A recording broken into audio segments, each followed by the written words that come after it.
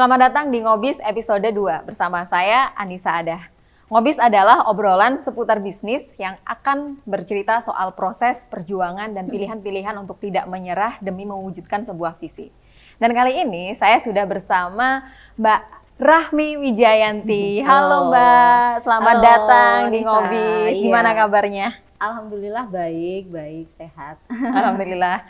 Mbak Rahmi Wijayanti ini adalah seorang womanpreneur yang udah merintis usahanya dari 2016. 2016, udah cukup lama ya teman-teman. Nah, sebelum kita ngobrolin soal bisnisnya, apa itu Omera Pustaka dan lain sebagainya, tentu kita pengen kenalan terlebih dahulu dong sama Mbak Rahmi ini tuh siapa. Mungkin Mbak Rahmi bisa ceritakan terlebih dahulu about your latar belakangnya, kemudian masa perkuliahannya yang sempat aku dengar juga nggak sesuai dengan apa yang sekarang kerjakan. Itu menarik mungkin buat teman-teman Ngobis saat ini yang bisa diceritakan. Silakan. Oke, makasih Anissa udah diundang ke Ngobis. Jadi dulu saya itu lahirnya di Jogja, lahir di Jogja, kecil di Jogja, terus pindah ke Lampung karena orang tua istilahnya tuh zaman dulu tuh dapat lahan tanah dari negara, transmigrasi untuk pindah ke Lampung. Akhirnya kita pindah ke Lampung sampai SMA itu besar di Lampung sampai SMA, dan akhirnya ke Jogja lagi untuk kuliah. Kuliah waktu itu saya lulus SMA itu 2019, tapi masuk kuliah itu 2010. Salah ya tadi. 2009 itu lulus SMA, 2010 itu masuk kuliah. Gitu. Jadi sempat berhenti 1 tahun gitu. Jadi kemudian saya jurusan kuliahnya itu teknologi pertanian. Teknologi pertanian. Fakultas Teknologi Pertanian, jurusannya Teknologi Industri Pertanian. Teknologi Industri Pertanian. Oke. Iya, UGM. Jadi saya kuliah itu ya seperti biasa ngurusin praktek-praktek pasca pertanian seperti itu. Saya juga pernah bisnis di peracikan teh gitu, karena memang kuliah itu banyak praktek di industri teh gitu. Jadi saya pernah jadi bisnisnya itu bisnis teh gitu. Tehnya teh apa itu Mbak? Tehnya itu teh ciplukan.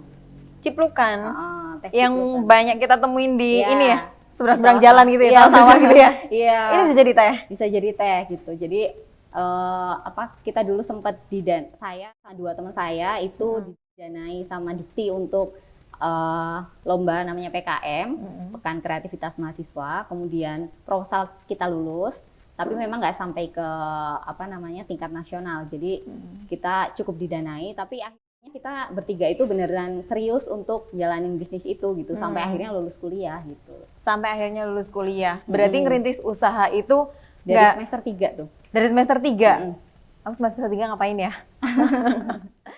Kayaknya dulu masih suka demo. Semester 3. Iya, jadi nggak kepikiran bisnis nih. Aku kepikiran bisnis itu baru pasca lulus. Oke, jadi semester 3 udah ngerintis bisnis ciplukan itu yang pertama ya. Ini menarik ya teman-teman, dari setelah lulus dan sekarang kita tahu Mbak Rahmi ini adalah founder dari Omera yang bergerak di industri literasi gitu. Nah, Mbak Rahmi coba ceritakan apa itu Omera Pustaka. Iya, Omera itu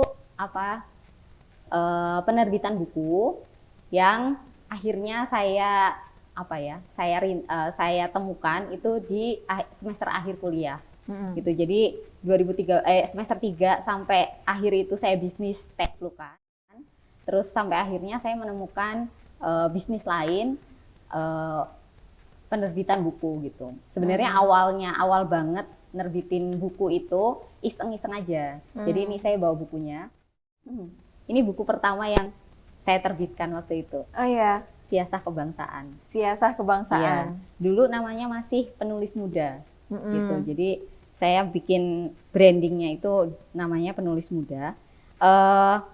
Buku ini penulisnya adalah teman saya di Fakultas Ilmu Politik, gitu, Visipol. Jadi saya dulu sering main sama teman-teman FISIP gitu karena kita fakultasnya tetanggaan. Gitu.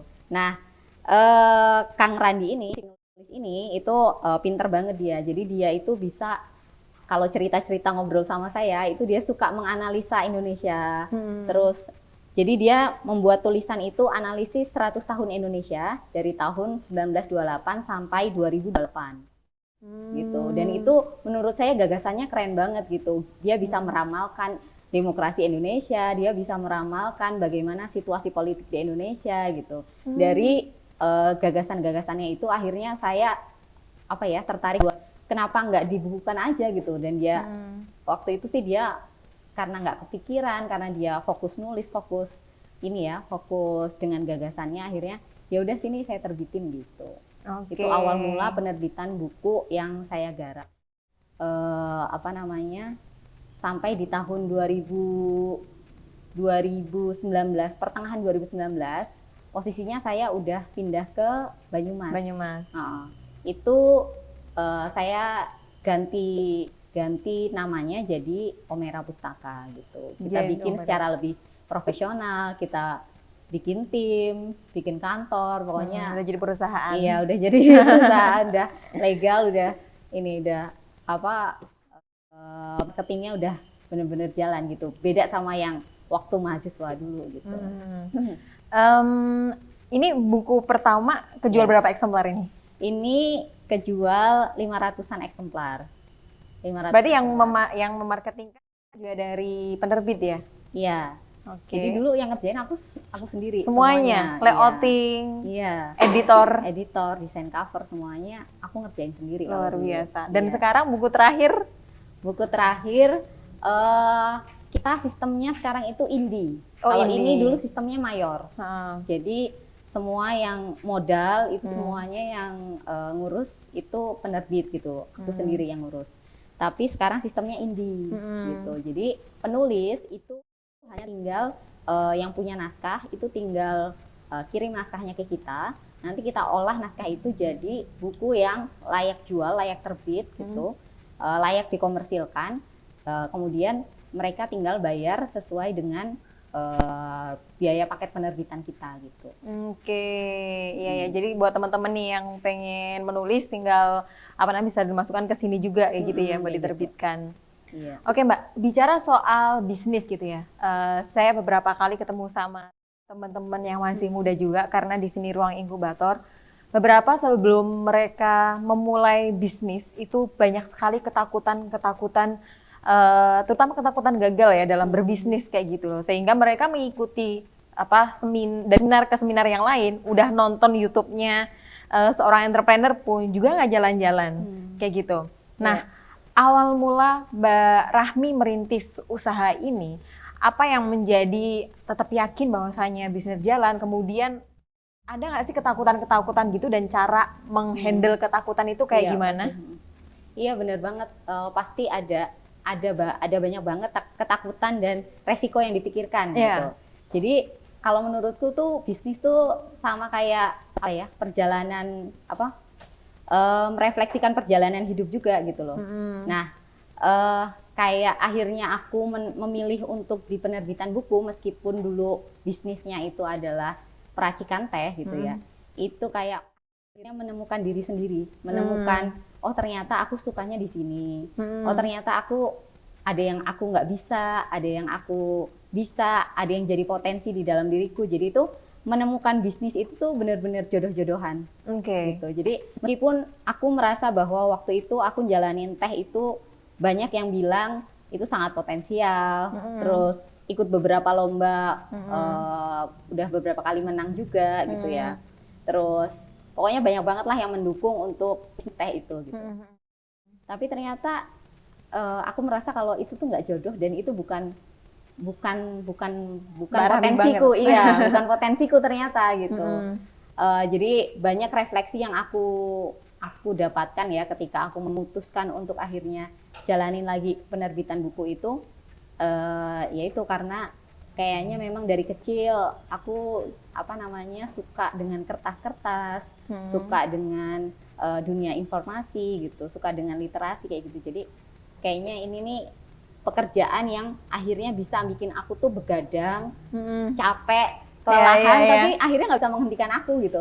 Gitu. Itu bisa disebut sebagai passion kali ya Mbak ya? Ya, iya, benar. Mungkin passion ya. Mm, Ya itu bener banget, karena kita akan menjalani bisnis itu nggak 1-2 hari, mm, bakal banyak proses di dalamnya. Hmm. Jadi kita harus menyukainya dulu. iya benar-benar. Jadi apa namanya, untuk kita menjalankan bisnis harus itu kita banget. Iya. Ya. Atau apa ya? Ya api jiwa mungkin ya. Api jiwa Iya. kita tuh di sana gitu. Kayak ini di Bahkan- literasi. Bahkan dulu tuh kan aku tuh sempat di boykot gitu karena menerbitkan buku ini. Oke, apa yang paling kontroversial dari Iya. buku ini nih? Bisa diceritakan nggak Mbak? Buku ini buku terbitan kedua, brandnya masih penulis muda gitu. Mm-mm. Buku ini itu buku teman dari Visipol juga. Mm-mm. Jadi karena judulnya Abu Bakar Bashir gitu ya. Jadi beliau itu kan sama pemerintah dicap sebagai teroris. Oke. Teroris. Kemudian pada saat itu juga masih di penjara gitu. Oh. Nah, teroris kelas kakap lah ini gitu. Menurut pemerintah gitu kan. Jadi kita dilarang untuk menyebarluaskan buku ini gitu. Padahal ya sebenarnya buku ini adalah hasil skripsi, hasil penelitian gitu. Jadi buku ini dibedah juga di Islamic Book Fair Jogja, dibedah oleh dosen, dibedah banyak kalangan gitu dan sangat ilmiah gitu. Jadi kita sempat sosial media sempat di blog, nggak bisa jalan waktu itu gitu. Berarti yang turun tangan langsung dari pemerintah? Iya, jadi benar-benar yang kita didatangin ke rumah untuk nggak boleh nerbitin buku ini, nggak boleh memasarkan buku ini gitu kan. Sebenarnya kita waktu itu sih nggak terlalu takut, cuma yang takut kan orang tua. Oh iya. Ya, yang akhirnya melarang, janganlah udah berhenti kayak gitu. Akhirnya untuk menekankan untuk ayo jangan berurusan dengan pihak-pihak yang ini ya gitu. Karena khawatir mungkin ya. Jadi waktu itu sempat vakum setahun gara-gara buku ini. Kemudian akhirnya dikembalikan lagi dari udah nggak diboikot itu setelah apa Mbak? Ya ini aja. Setelah penulisnya banyak menceritakan tentang buku ini, bahwa isi buku ini itu bukan mengajak propaganda mengajak untuk sepakat dengan apa yang disampaikan oleh Abu Bakar Bashir. Sebenarnya ini cuma biografi tentang kelahiran ABB sampai dia mengenyam pendidikan sampai dia pada saat itu bisa dicap sebagai teroris dan sebagainya kayak gitu sih. Akhirnya berhenti dengan sendirinya. Oke. Ya. Berhenti dengan sendirinya. Oke, menarik. Ini buku salah satu yang paling kontroversial ya. Tapi masih ada masih rilis, masih diterbitkan juga? Masih diterbitkan, tapi stoknya masih banyak, jadi masih belum kita cetak lagi gitu. Oke. Tapi sekarang udah aman ya? Udah aman. Udah aman. Oke, dalam menjalankan bisnis Mbak Rahmi, ada nggak sih pada titik terendah Mbak Rahmi dalam membangun perusahaan ini atau dalam menjalankan bisnis ini? Belum mungkin ya, mungkin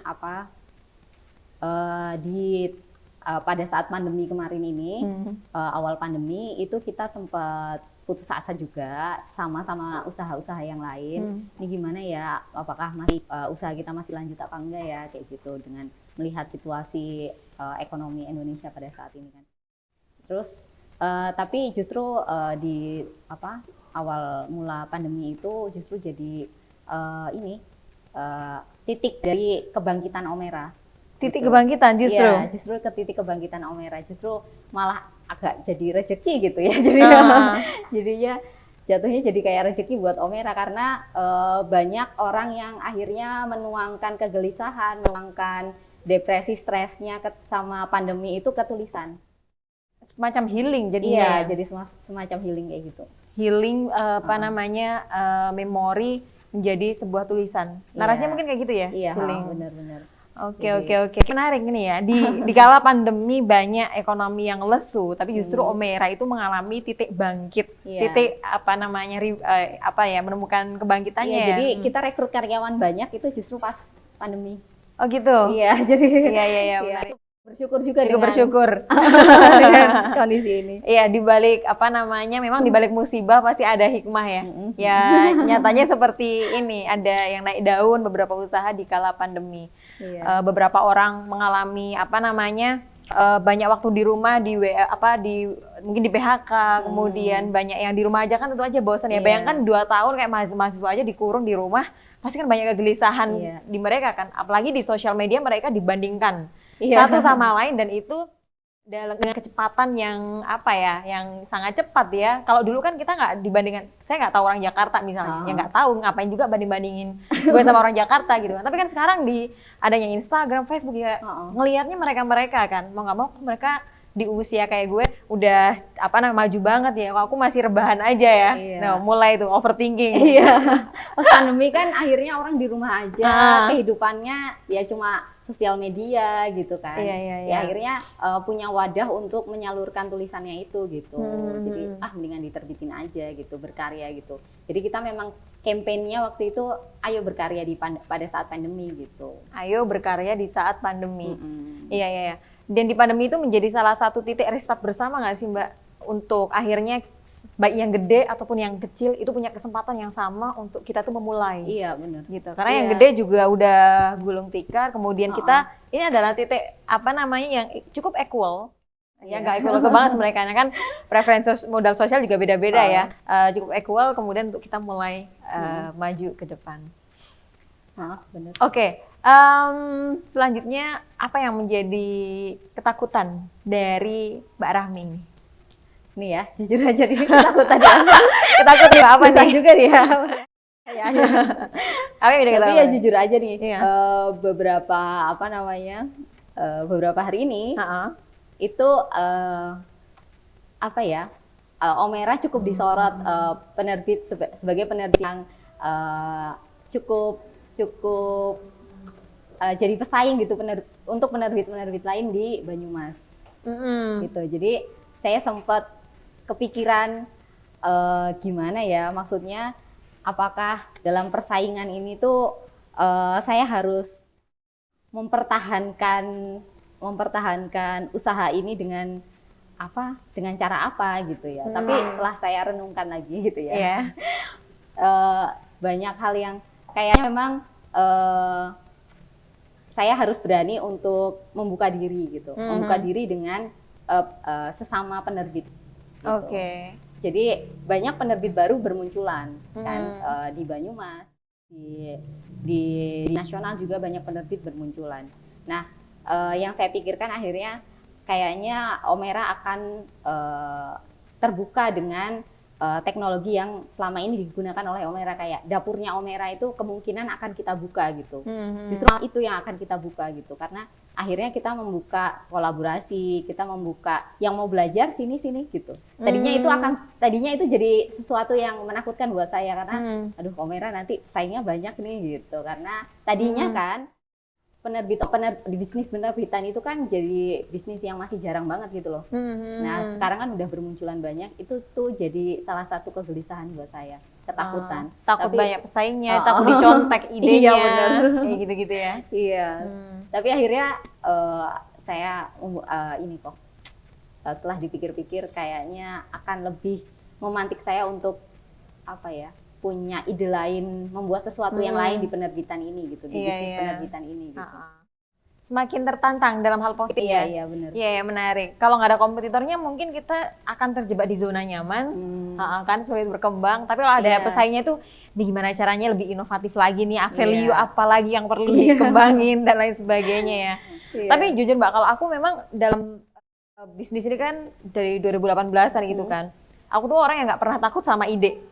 Untuk aku bagikan ke orang lain, karena memang tantangannya itu bukan melahirkan ide, tetapi justru bagaimana siapa yang berhasil mengeksekusinya, gitu. Iya nggak sih? Kayak aku yakin setiap aku punya ide, 100 orang, 1000 orang di luar sana pasti punya ide yang sama, karena in the end of idea pasti itu kan berangkat dari sebuah proses referensi, sedangkan ya kita di Indonesia aja permasalahannya gini-gini gitu loh. Beda cerita kalau misalnya Amerika kemudian Asia, mungkin kan kultur dan sebagainya kan udah cukup gap kayak gitu ya. Jadi itu beda. Tapi itu aku dorong ke teman-teman, bagikan aja idemu ketika kamu ada ide, karena justru kamu akan tertantang untuk mengeksekusinya. Jadi ketika kamu bagian ide itu kamu udah punya starting pun modal untuk Padahal ada istilahnya iya, kan ide apa itu mahal. Ini tuh mahal. Nah, iya kalau di aku mau obrol lah ya. Kayaknya aku melahirkan ide setiap overthinking ya. Malam hari. Iya. Oke. Menarik. Iya benar. Jadi itu apa namanya?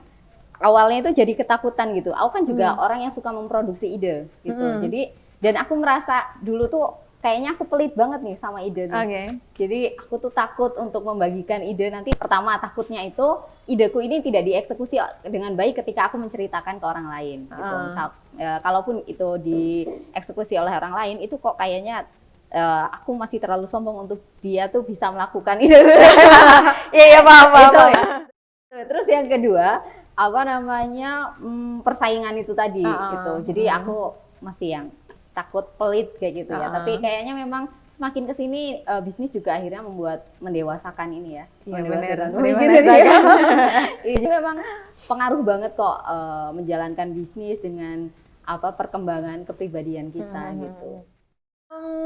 Mbak Rahmi, Omera ini tuh apa yang menjadi visinya Omera dan kedepannya Omera ini akan dibawa kemana ya? Mengingat yang namanya saat ini literasi di Indonesia bisa dibilang salah satu yang terendah ya. Iya. Itu satu. Kemudian yang kedua adalah budaya membaca bukunya. Kemudian sekarang kan sudah tergeser ke digital ya.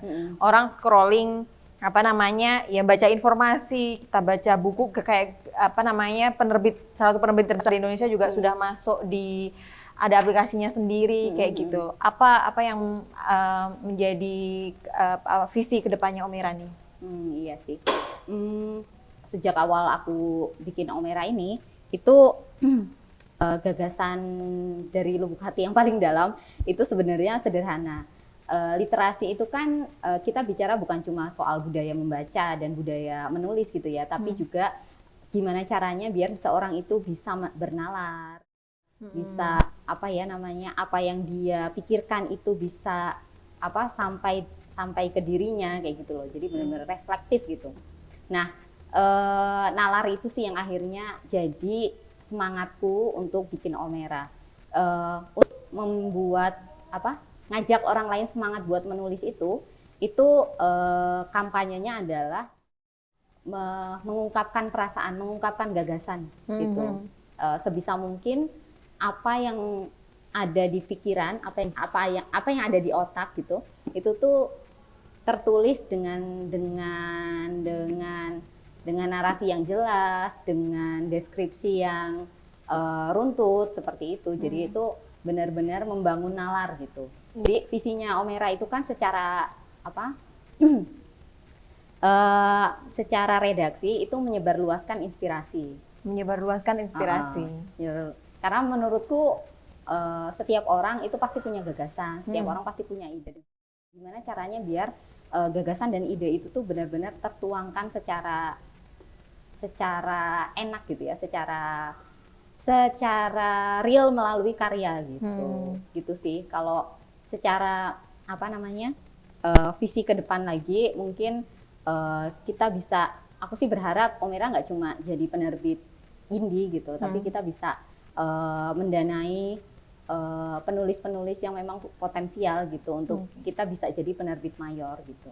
Oke, menarik. Kita doakan semoga sebentar lagi Omera ada di berbagai daerah. Bukunya ada di toko-toko buku. Bukunya ada di toko-toko buku besar. Oke. Apa namanya? Kita selama ini tuh diajarkan untuk membaca nggak, Mbak? Tapi kayaknya tuh ada satu yang luput. Kita tidak diajarkan itu tuh menulis. Dan sepertinya Indonesia itu butuh lebih banyak seperti Omera-Omera ini ada di berbagai daerah. Iya. Karena jujur, apa yang menjadi kelemahannya aku justru pada titik menulisnya itu. Menulis itu berat Mbak buatku, karena aku harus jujur pada diriku sendiri. Iya benar. Dan kadang aku nggak siap menerima aibnya aku sendiri. Karena jujur kita ketika menulis itu kan jujur ya, proses reflektif. Iya. Dan ternyata aku seburuk itu gitu loh. Nah, terkadang somehow aku tuh nggak bisa menerimanya. Kok aku seburuk itu ya? Gitu. Kadang akhirnya yaudah tulisannya nggak rilis ataupun nggak siap menghadapi apa respon dari orang luar ketika nanti ini dipublish dan lain sebagainya. Tapi benar, banyak mentor saya menyarankan saya harus menulis. Apapun yang kamu pikirkan, apapun yang menjadi gagasan kamu, ketika itu nggak dituliskan, orang nggak akan ngerti. Percuma kamu ngisi dari seminar A ke seminar B, seminar C, kalau kamu nggak nulis, kayak gitu. Dan apa namanya, aku yakin teman-teman di luar sana, even Indonesia yang saat ini butuh seperti Omera-Omera ini ada di berbagai daerah untuk mengajarkan kita, nggak hanya ngebaca, tetapi juga menulis.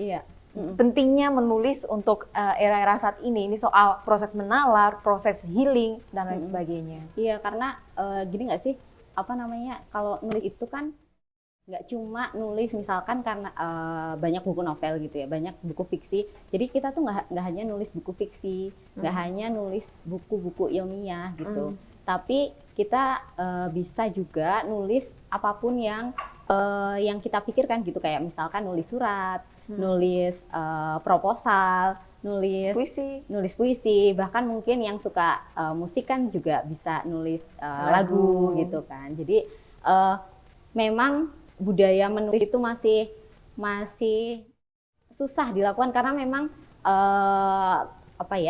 kompetensi yang harus dimiliki oleh penulis itu adalah kesabaran sih. Kesabaran menghadapi dirinya, kesabaran menghadapi apa yang akan dia tulis, imajinasinya dia gitu, dan dengan menuliskannya sedikit demi sedikit agar bisa dibaca oleh orang lain, itu kan butuh kesabaran, butuh tenaga, butuh waktu kayak gitu. Jadi memang ujiannya penulis itu adalah kesabaran, tapi manfaatnya itu sangat besar gitu, baik kepada diri sendiri, untuk diri sendiri, entah itu buat healing, entah itu buat tulisan itu akhirnya nanti bisa buat dokumen pribadi kayak gitu ya. Juga untuk menyampaikan apa isi hati kita kepada orang lain gitu. Manfaatnya besar sih menulis itu kan ya. Oke, terima kasih banget Mbak Rami udah meluangkan waktunya di Ngobis, obrolan bisnis kali ini. Kita udah melihat semua prosesnya Mbak Rami, bagaimana perjuangannya demi mewujudkan visinya Mbak Rami untuk Omera demi literasi baca di Indonesia, mungkin Indonesia ke depannya. Dan mungkin sebelum closing, Mbak Rami mau memberikan closing statement dulu ke teman-teman Ngobis. Oke, closing statement saya mungkin soal bisnis yang kamu jalankan, yang kita jalankan ya. Jadi memang menjalankan bisnis itu sangat berkaitan dengan cara kerja jodoh gitu. Jadi kalau memang kita nggak merasa bahwa kita nggak cocok sama si bisnis yang satu ini, kita jangan takut buat melepaskannya gitu. Bisnis ke bisnis itu cuma soal ikhlas kok ya, ikhlas melepaskan gitu.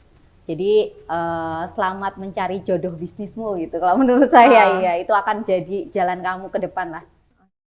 Kita harus mencari jodoh dulu dengan cara mencoba-coba dulu. Iya benar. Kalau nggak pernah mencoba-coba kita nggak tahu jodoh kita yang mana. Iya benar. Oke, teman-teman, sebelum kita closing, Mbak Rami ini udah ngajak timnya, para Srikandi yang cantik-cantik. Jadi sebelum itu kita kenalan dulu. Dan sekarang sudah ada timnya dari Omera Pustaka, ada Mbak Novita selaku editor buku. Halo Mbak. Hai. Mungkin bisa perkenalan dulu. Oke teman-teman, perkenalkan nama saya Novita, di Omera Pustaka sebagai editor naskah. Oke, dan sekarang bawa salah satu bukunya ya, mungkin bisa direview. Lagi ngedit apa ini? Oke teman-teman, ini buku Senandika Cinta, cetakan 2020 bulan Oktober. Penulisnya adalah Bu Tiwuk Ari. Ini merupakan salah satu penulis Omera yang rutin setiap bulan ikut event. Nah, kebetulan pas bulan Oktober kemarin beliau menerbitkan buku solo. Ini kumpulan cerpen untuk teman-teman yang suka romansa percintaan bisa baca buku ini. Jadi yang menjadi menarik, salah satu cerpennya Bu Tiwuk itu menceritakan tentang sudut pandang dia yang kalau menurut saya berbeda dari yang lain ya Mbak. Ini unik banget. Judulnya itu ada Seputih Cinta Rahwana. Jadi di sini menggambarkan bagaimana sih sosok Rahwana yang antagonis, tetapi untuk urusan mencintai itu kalah dengan yang namanya Rama. Karena kan kalau kita tahu kan di cerita pewayangan itu kan Rama pada akhir cerita meragukan cinta, ya kan akhirnya harus membakar diri agar bisa membuktikan kesuciannya. Nah, di sini kan sosok Rahwana ini digambarkan benar-benar benar-benar pecinta sejatinya cinta seperti itu. Itu salah satu cerita yang diulas di sini, mengibaratkan seputih cinta Rahwana. Nah, untuk cerita-cerita yang lain pun menarik karena Bu Tiwuk itu benar-benar memandang arti cinta itu mungkin beda dengan orang-orang lain, unik gitu. Dan apalagi generasi sekarang. Ya, dan memang sebenarnya buku ini tidak lahir dari pemikiran beliau saja, tapi beliau itu juga melahirkan buku ini tuh hasil dari obrolan dengan siswanya, dengan orang-orang sekitar, sehingga untuk teman-teman ini bukunya recommended banget sih kalau untuk yang suka tentang romansa percintaan. Buku Solo Senandika Cinta yang isinya kumpulan cerpen ini sangat rekomendasi untuk dibaca teman-teman. Yang jelas bukan romansa picisan ya? Bukan. Ini cerita cinta yang unik, lain dari yang lain. Iya, dari historis Rama kemudian sampai yang kontekstualisasi hari ini ya. Tadi kan ada diskusi sama siswa-siswanya juga ya. Oke, Mbak Novita, kalau mau beli buku ini di mana? Oke, teman-teman kalau mau beli buku Senandika Cinta bisa langsung buka Instagram Omera Pustaka, kemudian bisa langsung hubungi narahubung yang tersedia di Instagram, lalu bisa langsung dipesan. Oke, terima kasih Mbak Novita. Oke. Sampai ketemu lagi. Oke, sama-sama. Selanjutnya ada Mbak Fitri, bagian manajer dari Omera. Flow perusahaannya Omera ini ada di tangan Mbak Fitri. Halo Mbak Fitri, gimana kabarnya? Kabarnya baik. Alhamdulillah. Jadi Mbak Fitri bisa perkenalan dulu dan apa yang menjadi tugas utamanya nih di Omera nih? Ya, halo teman-teman, nama saya Fitri. Di Omera ini saya sebagai manajer, jadi tugasnya itu mengatur gitu dari awal, misal ada customer mau membuat buku sampai akhir bukunya itu jadi gitu. Jadi aku tuh yang bertugas untuk mengatur misal kapan buku didesain, covernya, kapan buku masuk editing, kapan buku masuk layouting. Jadi kayak itu sih Mbak, kayak mengatur-ngatur time-nya kayak gitu. Timeline-nya itu ya. Termasuk timeline dari penulisnya juga. Iya, jadi kadang kan ada ya misal penulis yang mau cepet-cepet kayak gitu. Jadi harus ngejar waktunya juga sih seperti itu. Jadi lebih ke manajemen kapan buku terbit kayak gitu, kapan buku launching seperti itu. Oke, ini memang cukup butuh disiplin ya, apalagi berurusan dengan penulis kayak gitu kan. Kadang molor, kadang mau suka dia gitu. Memang butuh alat pengingat-pengingat kayak gini nih supaya terjadwal sampai publishing. Oke, ada tambahan lagi Mbak? Udah cukup. Oke, Mbak Fitri, terima kasih banyak sudah mampir di Ngobis. Marketing ini ujung tombaknya. Jadi gimana ini Mbak Fitri, Mbak Wahyu, strategi memarketingkan Omera? Kalau di Omera sendiri, kita lebih merangkul ke penulis-penulis muda. Jadi seperti Wattpad, blog web gitu, kita rangkul. Terus kita juga ada event-event seperti nulis bareng. Terus kita juga sering ngadain diskon promo voucher. Diskon promo voucher gitu. Ya, kalau komunitasnya ada sendiri juga. Komunitas untuk Omera. Kalau komunitasnya dirangkul juga nggak? Komunitas untuk saat ini kayak penerbitan lain seperti itu. Iya, kita sering, maksudnya kayak misalnya ada acara bareng gitu, kita sering juga sama komunitas lain seperti itu. Oke, ini menarik nih buat penulis-penulis muda, nanti bisa dirangkul sama Mbak Wahyu nih. Tunggu rangkulannya. Mbak Wahyu, apa aja nih strategi marketing kedepannya untuk mempromosikan literasi ini? Buat teman-teman yang masih jarang menulis, strateginya gimana sih sampai mereka tuh mau menulis? Ya, kalau sekarang sih menurut saya, jadi untuk strateginya, untuk yang pertama teman-teman bisa ikut lubar dulu bareng tim Omera Pustaka. Nanti untuk lebih lanjutnya kita bakalan arahin semuanya Mbak. Gitu. Oke, jadi nggak usah khawatir nih buat teman-teman di luar sana yang nggak ngerti caranya nulisnya gimana, tapi di Omera ini bisa diarah-arahin caranya dari awal sampai akhir begitu terbit. Oke, Mbak Wahyu, terima kasih banyak udah nyempetin ke Ngobis. Semoga kita bisa ketemu di depan sekolah nanti. Oke, ada nggak tagline Omera ataupun yel-yel? Apa ya, nggak ada sih sebenarnya. Cuma kita ya apa namanya, ya itu tadi visinya menyebarluaskan inspirasi. Menyebarluaskan inspirasi. Oke, mungkin Mbak Robi bisa Omera nanti kita menyebarluaskan inspirasi buat closing ngobis sesi 2 hari ini. Omera Pustaka Menyebarluaskan inspirasi. Terima kasih banyak Mbak.